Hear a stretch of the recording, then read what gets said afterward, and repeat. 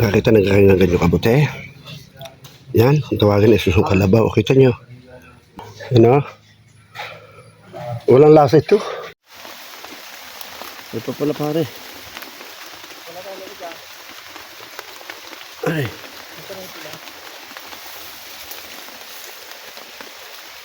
Ito pare.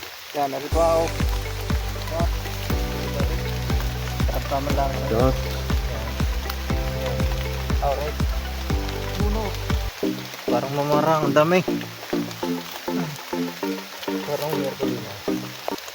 Mamuso pare ito. Arpa, dalawa. Meron pa nga. Kalami ko na, meron ko na nakula. Kaya ang lata na. Hindi pa rin. Hindi pa. Yun, dalawa pa. Dalawa pa yan. Lata. Wala na. Lanta na. Yan, sayang. Sayang. Nabulakan pa. Ari, abuti naman may lata. Nasilali. Sisibulan pa ito. Araw-araw may sisibulan. Pangunahin lang yan.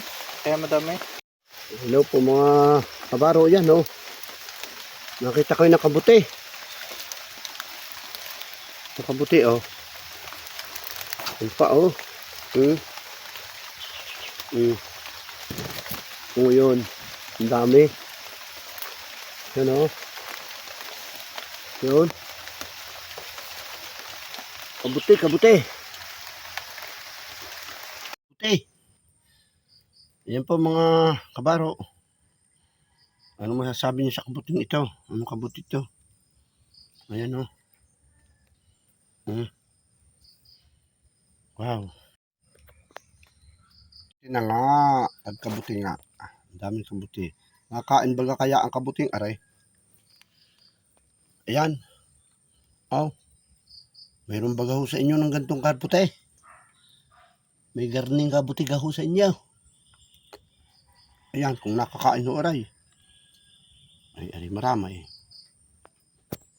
Kabuting manok. Kabuting manok yata ho aray. Oh.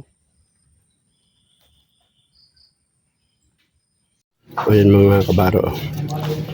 Dito sa gubat, nakakita ko ng kabuti. Kakaibang kabuti. Nakakita nagkakain ng ganyan kabuti. Yan, kung tawagin ay susong kalabaw. Kita nyo. Bunutin natin. Susong kalabaw. No, kita nyo. Oh. Parang susunong kalabaw, no? Ayan, no? Alam mo, hindi tubig. Ito yung iniinom noong unang panahon, ano? Bubuksan natin. Bubuksan natin. At yung masarap inumin. Yan, oh, kita nyo, may laman tubig, oh. Yan, oh. Tubig ang laman yan. Oh, yan, oh. Walang lasa ito. Tubig talaga ang lasa. O, titikman ho natin, ha? Malasa nga. Tubig talaga ang laman. Bertay mo lang mo pasok, Bertay. Oo. Hindi mo lang pasok. Hindi nga ba ako, Bertay? Gusto nyo. Dami, oh. Lusong kalabaw. Lusong kalabaw. Nakatuwa na. Mhm. Nakaayaw.